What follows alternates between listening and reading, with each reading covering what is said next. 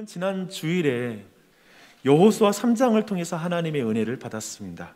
이스라엘 백성이 이제 약속의 땅에 들어가는데 큰 장애물, 어쩌면 극복할 수 없는 장애물이 그 안에 놓여 있습니다. 그것은 강둑까지 차오른 요단 강물이 그들 앞에 있는 것이죠. 그러나 하나님은 이 요단강을 건널 방법을 그의 백성에게 주십니다. 그것은 이것이죠. 하나님의 임재를 상징하는 언약궤가 먼저 강에 들어갈 것인데 이스라엘 백성은 800여 미터 뒤에 서서 하나님이 행하실 일을 보라는 것입니다. 이게 그 방법입니다. 어떤 일이 일어납니까? 이제 언약궤를 짊어진 제사장들이 그 물에 발을 담그자 이제 위에서부터 흘러내리던 물이 끊어집니다. 그리고 물이 쌓였다라고 성경은 표현하고 있습니다. 그래서 성경은 이스라엘 백성이 마른 땅을 건너갔다 이렇게 말하고 있죠. 엄청난 반전이죠. 이 사건을 통해서 하나님은 분명하게 말씀하십니다. 내가 너희 조상 아브라함에게 약속한 땅은 너희의 힘과 능력으로 들어갈 수 있는 땅이 아니란다. 오직 내 능력을 의지하고 내 말에 순종함으로 들어갈 수 있는 땅이 약속의 땅이다. 2000규빗을 기억하렴. 선을 지켜라. 우리는 이 말씀을 지난주에 나눴습니다. 참으로 하나님보다 더 능력 있는 것처럼 행동하는 것은 용기가 아니라 객기입니다. 하나님보다 더 지혜로운 것처럼 계획을 하는 것은 지혜가 아니라 미련한 것입니다. 기억하십니까? 주님, 내가 어떻게 나아가야 할지를 알려주십시오. 제가 앞장서서 주님이 가실 길에 걸림돌을 제거하겠습니다. 이렇게 기도할 것이 아니라는 것이죠. 도리어 주님, 제가 주님을 앞세우고 주님의 뒤를 서서 걷게 해 주시옵소서. 주님이 걸으시는 길이 제가 걸어가야 할 길인 줄 믿습니다. 그러니 주님 가시는 길을 제가 잘 보는 사람이 되게 해주세요. 이게 바로 여호수아 3장에서 발견하는 기도라고 지난주에 우리는 함께 나눴습니다. 그래서 여호수아 3장 4절은 이것을 이렇게 말하고 있습니다. 그러나 너희와 언약궤 사이의 거리가 2000규빗쯤 되게 하고 그것에 가까이 하지 말라. 그리하면 너희가 행할 길을 알리라. 그렇죠? 주님이 가신 길에서 나의 행할 길을 발견할 수 있다는 것입니다. 이것이 성경의 굉장히 일관된 가르침이에요. 성경 어디에도 하나님보다 먼저 앞장서서 걸어가는 걸 말하는 적이 없습니다. 항상 하나님이 행하시는 걸 먼저 봐라. 그리고 그 뒤를 따르라 라고 말하고 있습니다. 누가복음도 동일하게 예수님이 가신 그 길이 너희가 걸어야 될 길이다 라는 것을 누가복음 전체가 특별히 제자도에 대한 가르침이 많은데요, 그 전체 내용의 핵심은 그것입니다. 오늘 본문에서 예수님은 또한 이렇게 말씀하십니다. 나를 따르라. Follow me. 이 말씀을 하세요. 예수 그리스도의 부르심은 어떤 일로 부르시는 것이 아니라 또한 어떤 종교 생활로 우리를 부르시는 것이 아닙니다. 예수 그리스도로의 부르심입니다. 존재로의 부르심입니다. 그 부르심은 예수 그리스도가 사신 삶으로 부르심이라고 우리는 말할 수 있어요. 그렇죠? 누가복음 오늘 본문의 22절로 25절까지 말씀은 예수님을 따르는 제자의 삶에 대한 굉장히 유명한 말씀입니다. 그 말씀을 제가 읽어드릴게요. 이르시되 인자가 많은 고난을 받고 장로들과 대제사장들과 서기관들에게 버림받아 죽임을 당하고 제3일에 살아나야 하리라 하시고, 또 무리에게 이르시되 아무든지 나를 따라오려거든 자기를 부인하고 날마다 제 십자가를 지고 나를 따를 것이니라. 누구든지 제 목숨을 구원하고자 하면 잃을 것이요 누구든지 나를 위하여 제 목숨을 잃으면 구원하리라. 사람이 만일 온 천하를 얻고도 자기를 잃으면 잃든지 빼앗기든지 하면 무엇이 유익하리요? 이렇게 말씀합니다. 예수님이 가신 길은 십자가의 길입니다. 그러니 주님을 따르는 사람들이 걸어가야 될 길은 자기를 부인하고 자기 십자가를 지고 주님을 따릅니다. 주님의 길이 내가 걸을 길이에요. 그리고 이어서 이순신 어록으로 알고 있던 사람들이 깜짝 놀라는 본문이 이어지고 있죠. 24절과 25절입니다. 생즉 필사, 사즉 필생, 이 말씀이기도 하죠. 이순신 어록에 대한 생각을 좀 이제 끊어버리고 이 말씀의 의미를 한번 생각해 보십시다. 예수님은 그분을 따르는 것을 자기를 부인하고 자기 십자가를 지고 따르는 것이라고 말씀하고 있습니다. 어떤 의미에서 예수님을 따르는 길은 죽음이라고 말하는 것입니다. 왜냐하면 예수님의 제자가 되어지는 것은 옛사람, 옛자, 옛 정체성을 다 가져갈 수 없는 삶입니다. 그것에 대해서 죽어야 됩니다. 주목할 것은 지금 이 두 개의 정체성, 옛자와 지금 새로워진 새 사람이 되는 것, 그리고 옛 내 육체를 따르는 삶과 지금 내가 성령을 따르는 삶은 다 함께 같이 가져갈 수 있는 삶이 아니라는 것입니다. 이걸 오늘 본문 안에서 주목하셔야 돼요. 제 목숨을 구원하고자 하면 어떻게 되죠? 잃어버릴 것이라는 거예요. 누군지 예수님을 위하여 제 목숨을 잃으면 그러면 구원받을 거라는 거예요. 그러니까 두 개 모두를 가져갈 수 없다는 게 오늘 본문의 강조입니다. 이 말은 자기의 생명, 행복, 기쁨을 예수님보다 더 사랑하면 그것을 잃게 될 것이고, 예수님을 그 모든 것보다 더 사랑하면 우리의 생명, 행복, 기쁨을 다시 찾게 될 것이라는 말씀이기도 합니다. 이것을 더 간단하게 한번 표현해 볼게요. 자신을 예수님보다 더 사랑하는 사람은 자신을 잃어버리게 될 것입니다. 하지만 예수님을 자신보다 더 사랑하면 진짜 자신을 찾게 될 것입니다. 이것이 성경의 가르침입니다. 예수님은 분명하게 말씀하고 있어요. 나를 따르고 싶은 사람은 어디에 인생을 세울지 분명히 해라. 내 위에 너의 인생을 세울 것인가? 아니면 세상을 얻고 그 세상 위에 너의 인생을 세울 것인가? 나를 따르는 자들은 누구에게 충성을 바칠 것인지를 결정해라. 너의 주인은 하나님인가? 돈인가? 결정해라. 분명하게 우리에게 그것을 요구하고 있습니다. 어때요? 여기까지 들었을 때 어쩌면 어떤 사람들에겐 좀 불편한 말씀이 될 것 같아요. 이 내용들이 너무 선명하게 둘 중 하나 골라 딱 잘라 말하니까 어쩌면 어떤 사람들은 아니요, 저는 좀 그런 극단적인 질문 자체에 동의가 잘 안 돼요. 예수님을 따르는데 그렇게 극단적일 필요가 있을까요? 세상 살아가는데 돈도 필요한 것 아닌가요? 아니, 이 세상에도 아름답고 선하고 좋은 곳이 얼마나 많은데요, 왜 이 세상에 대해서 죽으라고 말하죠? 뭐 그런 거 아예 누리지 말라는 말인가요? 도통 이해할 수 없는 말씀이네요. 아니, 돈에 대해서 죽으면 자본주의 사회에서 어떻게 살라는 말인가요? 죽으라는 말인가요? 뭐 손가락만 빨아라는 말인가요? 어쩌면 이렇게 오해할 수도 있겠죠. 무슨 말인지 저는 이해돼요. 앞으로 9번의 설교회에서 계속해서 이러한 주제들을 하나씩 한번 살펴볼 것입니다. 그런데 오늘 본문에서 예수님이 제자도에 대해서, 예수님을 따라가는 삶에 대해서 선명하게 하시는 말씀을 여러분이 피하지 말고 주목하셔야 돼요. 지금 여러분 마음이 불편하다고 해서 지금 이 내용들을 자꾸 밀어내지 말고 좀 들으셔야 돼요.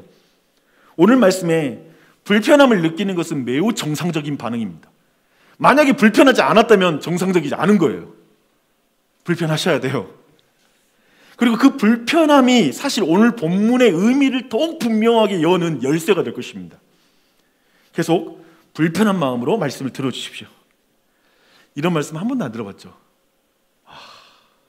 선생님, 분위기가 굉장히 이렇게 좀 얼굴 표정 못 보니까 마스크를 쓰고 있으니까 제가 표정이 안 읽어지네요. 근데 불편한 마음을 가지고 말씀을 한번 들어보십시오 라고 말씀드렸습니다.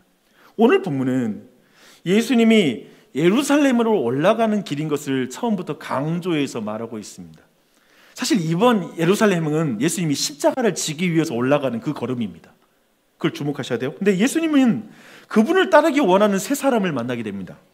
그런데 예수님은 제자들이 많아야 스승의 권위와 어떤 그 권위가 높아지는 규모의 경제학이라고 말해야 되나요? 그렇잖아요. 많은 사람이 따르면 그 스승이 아주 탁월한 거잖아요. 마치 그런 어떤 규모의 경제학에 전혀 신경 쓰지 않는 반응을 보이십니다. 따르겠다고 말하는 사람에게 예수님이 하시는 한번 반응을 한번 주목해 보십시오. 가장 먼저 예수님이 어디로 가시든지 나는 예수님 따를 거예요 라고 말하는 한 사람이 나타납니다. 근데 그에게 예수님이 이렇게 말씀하세요. 얘야, 내 형편이 들짐승의 형편보다 좋지가 않아. 만약 내가 안락함과 평안함을 추구하기 위해 나를 따른다라고 말하는 것이라면 나는 그것을 허락할 수 없다.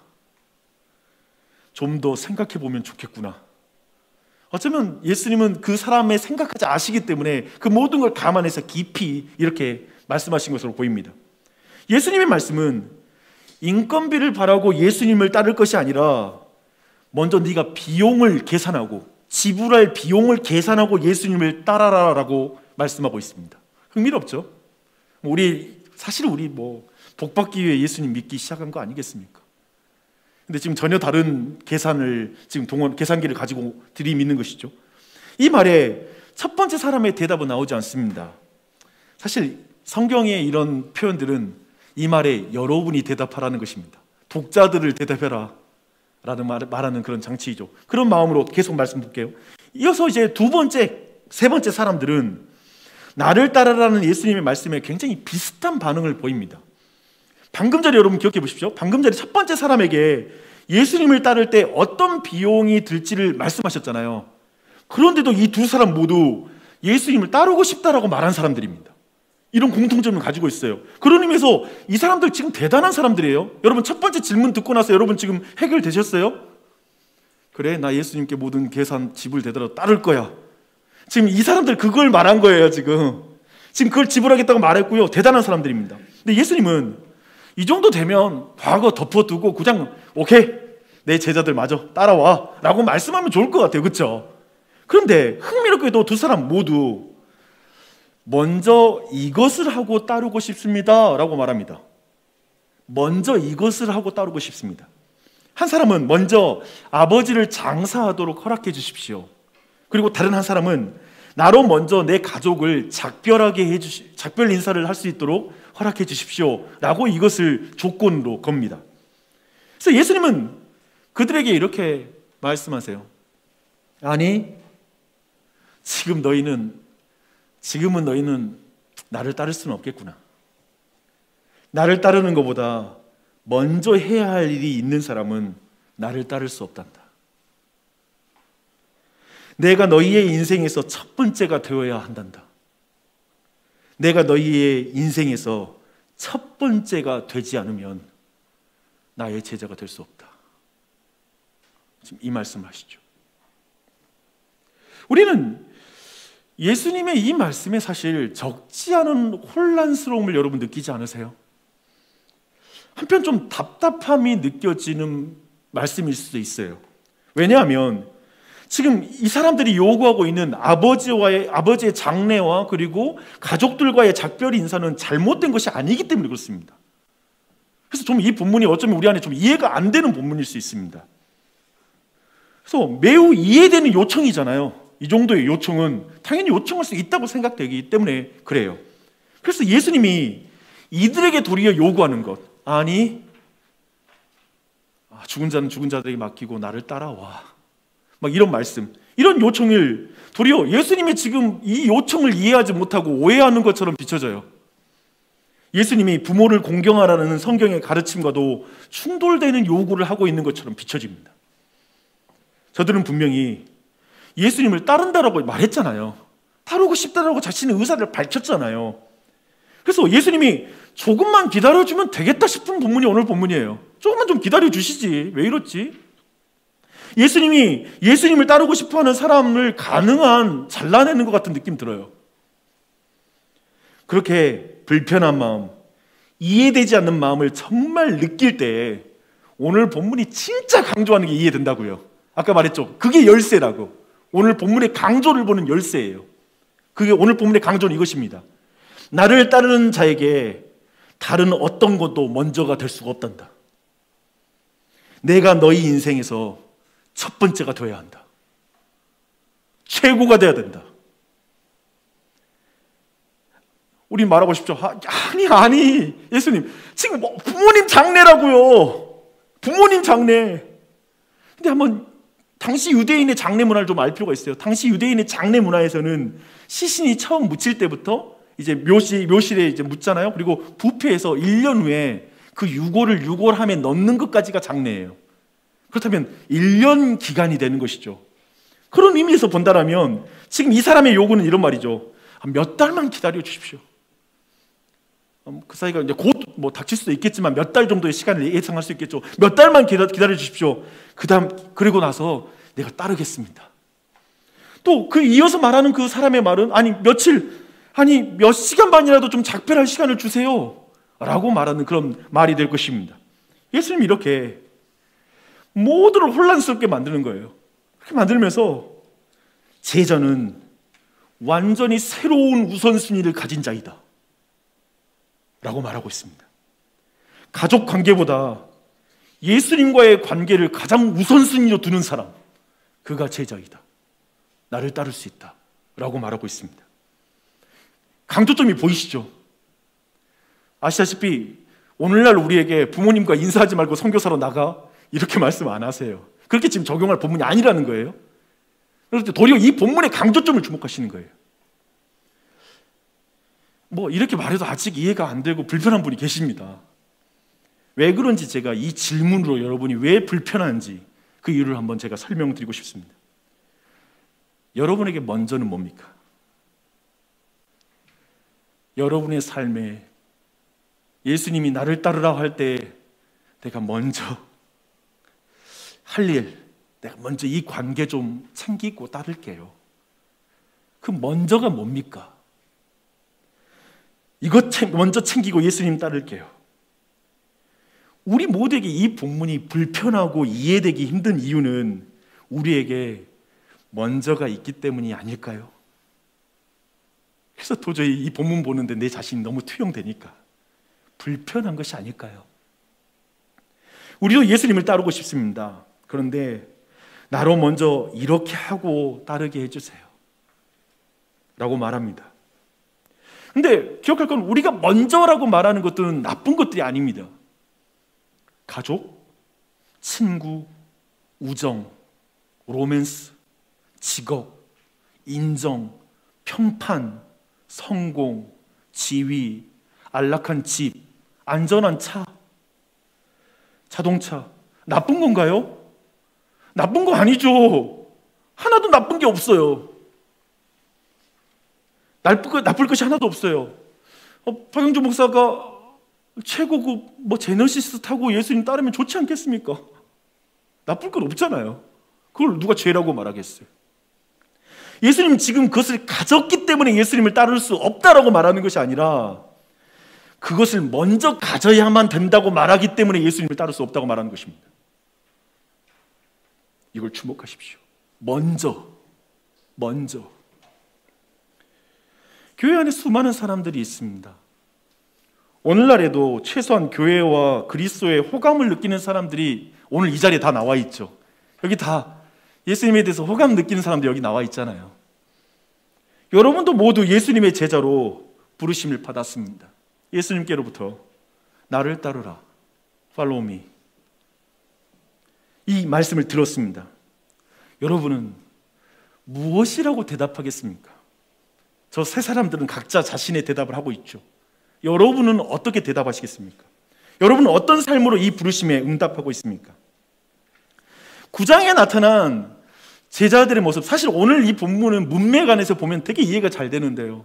오늘 9장에 나타난 제자들의 모습이 아마도 여러분의 삶에 있지 않는지 한번 봐보세요. 제가 말씀드릴 테니까 한번 그 구절들을 찾아가 보세요. 이제 9장이니까, 오늘 본문에 있는 장이니까요. 9장 1절을 보니까 예수님이 제자들에게 귀신을 제어하는 권세를 주십니다.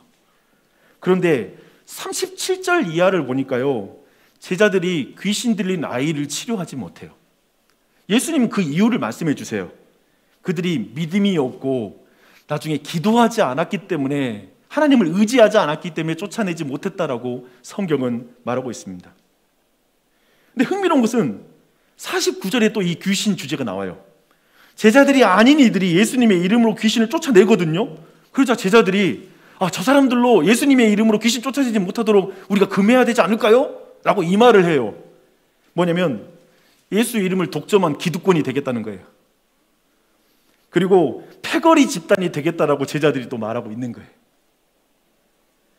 정말 참으로 사단의 권세를 잡은 어쩌면 귀신 들렸다라고 굳이 표현한다면 귀신에 의해서 권세 잡은 세상과 동일한 맥락의 수준이죠. 제자들이 안 바뀌었어요.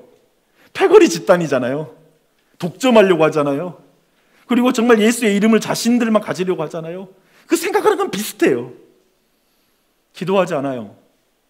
하나님의 능력으로 귀신을 쫓아낼 수 있다는 걸 믿지 못해요. 어쩌면 이것이 오늘날을 살아가는 제자들의 모습일 수도 있죠. 또한 예수님은 9장 3절에서 이 믿음의 여정을 위해서 아무것도 가지지 말라라고 이렇게 명령하고 있습니다. 왜냐하면 10절 이하로 오병이어의 기적을 보여주세요. 이 말은 뭐냐면 내가 오병이어의 기적으로 너를 먹이고 너를 보호하고 내가 너희가 공급할 자는 나다. 나를 믿어라. 그렇게 제자의 삶을 살아가라 라고 명령하고 있죠. 그런데 오늘날 신자의 삶, 우리 교인의 삶은 어쩌면 수많은 양식과 수년치의 양식, 돈과 옷에 얼마나 사로잡혀 있습니까? 여러 벌의 옷이 없으면, 친구가 입고 있는 옷을 내가 못 입으면 속상할 수 있고요. 그 가방을 들지 않으면 괜히 나도 너무나 싫은 거예요. 여전히 비슷한 거예요. 제자인데, 새로운 세계관 속에 살아가는 사람인데 그와 크게 다르지 않을 수도 있어요. 또한 9장 5절에 보니까요, 제자의 삶에 호의적이지 않은 사람을 만날 수 있어요. 그때 발에 먼지만 털어버리라고 예수님 명령하시거든요. 근데 51절 이하에 보면 사마리아 마을이 예수님을 거절하자 야고보와 요한이 저들을 불을 내려서 저들을 멸해 주시지 않겠습니까? 이렇게 또 말을 해요. 자기 기분대로 말하고 행동합니다.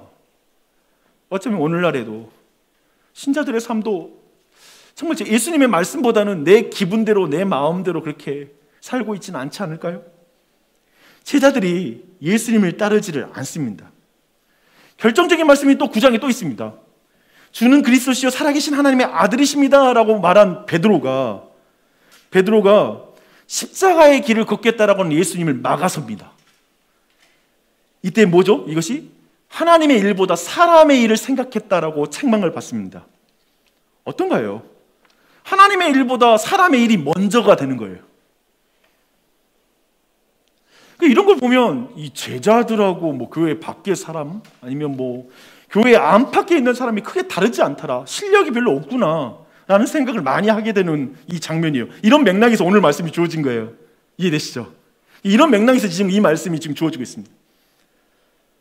정말 이 말씀이 우리를 불편하게 만들지 않습니까? 제가 계속 묵상을 많이 해요. 우리가 오늘날 불편하게 느끼는 말씀들에 대해서. 왜 불편함을 느낄까요?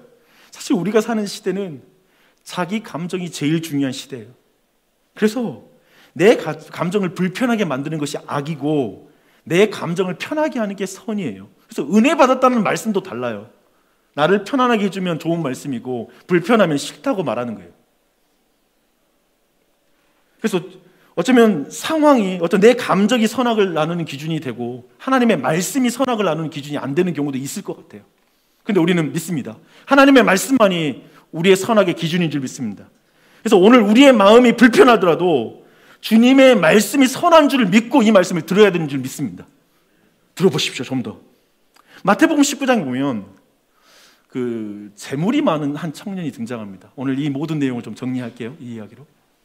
근데 그 청년이, 예수님이 그 부자 청년에게 한 가지를 제안합니다. 내가 온전하고자 할진대 가서 내 소유를 팔아 가난한 자들에게 주라. 그리하면 하늘에서 보화가 내게 있으리라.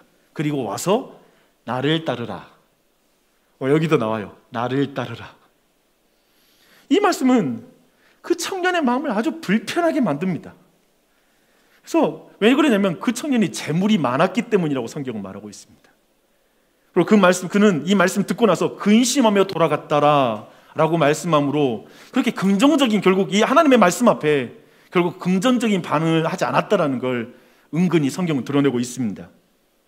근데 본헤퍼 목사님께서 이 청년에 대한 것을 이렇게 또 더해서 말하고 있습니다. 그리스도께서 사람을 부르실 때 그에게 와서 죽으라고 명령하십니다. 그것이 바로 부자 청년이 예수님을 따르는 것을 그토록 싫어했던 이유입니다. 예수님을 따르는 대가는 그의 뜻의 죽음이었기 때문입니다. 돈에 대해서 죽어야 됐잖아요. 사실 예수님의 모든 명령은 우리의 모든 애정과 정욕에 대해 죽으라는 부르심입니다. 주 안에 사랑하는 여러분, 오늘 말씀에는 사실 세 사람의 반응에 대해서는 의도적으로 침묵합니다. 그래서 나를 따르라 라는 이 주님의 음성에 여러분이 답할 것을 요구합니다. 여러분, 이 예수님의 음성에 어떻게 대답하시겠습니까? 예수님 따르실래요? 그 나를 따르라는 주님의 음성은 이런 음성이었죠. 너의 옛 자아가 죽고 새 사람이 되는 길을 걷겠느냐? 사람의 생각을 부인하고 나의 말에 순종하는 길을 걷겠느냐? 너 생각이 먼저가 아니라, 너의 계획이 먼저가 아니라 내 말과 계획이 먼저인 그 삶을 살겠느냐? 비트코인, 증권, 자산이 아닌 내 위에, 내 십자가 위에 내 인생을 세우겠느냐? 너의 정체성을 세우겠느냐? 내 인생에서 내가 첫 번째가 되는 인생을 살아가겠느냐? 네, 그렇게 하겠습니다. 네, 그렇게 하겠습니다.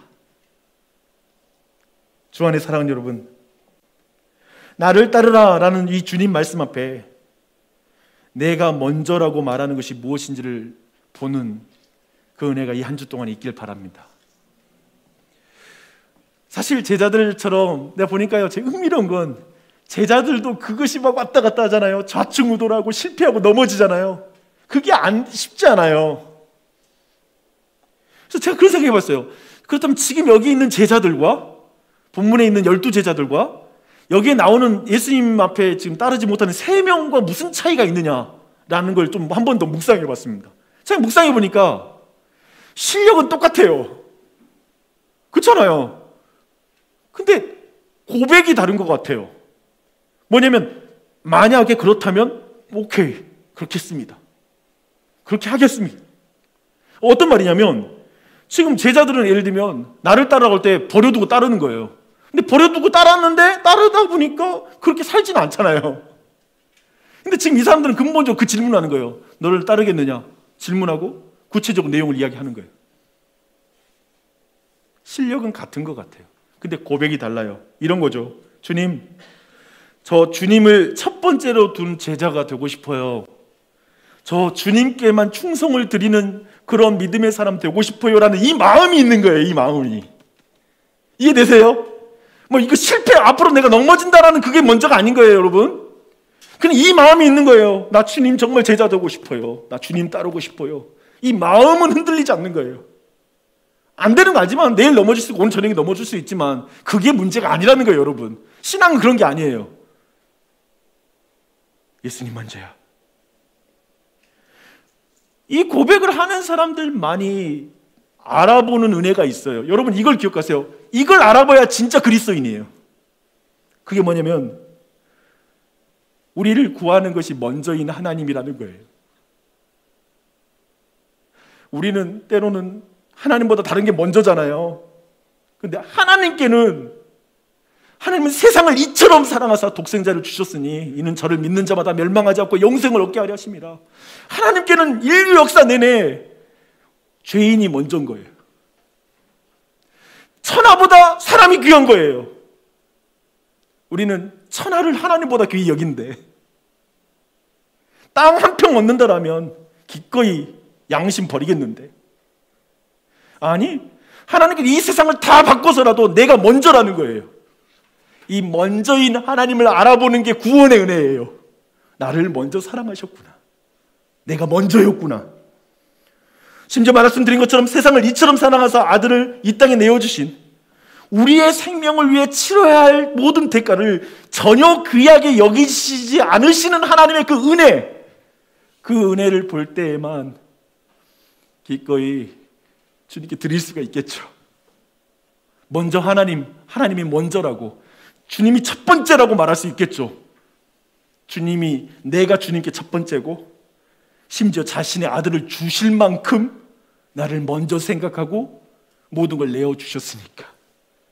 그 사랑의 은혜를 받아야만 우리는 이 삶을 살 수 있고요, 그리고 이 삶을 더 이해할 수 있고요, 이 삶을 살아가면서 예수님의 복음이 더 이해돼요. 예수님을 따르면서 우리는 예수님을 더 이해해요. 우리를 위해 죽으시고 우리를 먼저 사랑하신 하나님, 그 값비싼 은혜를 만난 자가 주님을 따라가는 십자가의 길을 걸을 수 있습니다. 자기를 부인하는 길을 걸어갈 수가 있습니다. 예수님을 첫 번째로 둔 제자의 삶을 살아갈 수 있습니다. 여러분, 이 은혜가, 이 고백이 우리 모두에게 넘쳐났으면 좋겠습니다. 아멘.